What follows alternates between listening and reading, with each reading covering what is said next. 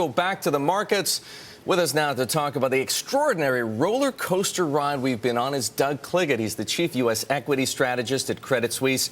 And we specifically wanted Doug here this morning because he is anything but breathless when it comes to market targets. He has a year-end forecast for the S&P of 1,275. That's the second lowest out of the 14 equity strategists we track here at Bloomberg. So, Doug, what everybody wants to know, will yesterday's rally continue, or, as futures suggest, is it already being snuffed out?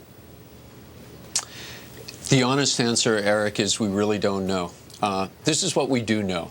A couple weeks ago, we found out that growth in the first half of the year was a lot weaker than we thought. Actually, growth in this whole recovery was weaker than we thought. But more importantly, forward indicators of growth have weakened here, and they've weakened especially hard outside the United States, especially in areas that had been growing very rapidly, like China, India, and Brazil.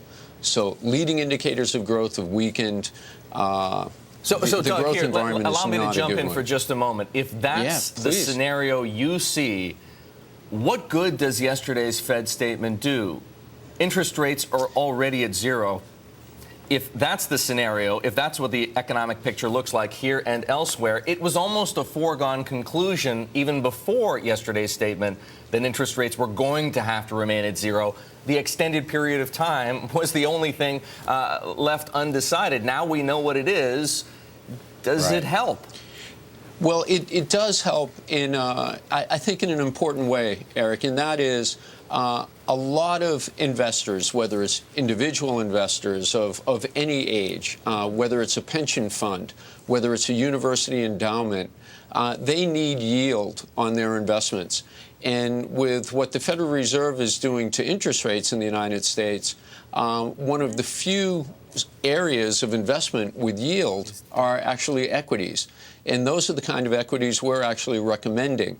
You know, in areas like pharmaceuticals, regulated utilities, telecom services, you get yields comfortably over 4%, well above where the 10-year Treasury yield is. So I think the closer we drive longer-term interest rates to zero, it does support specific segments of the equity market.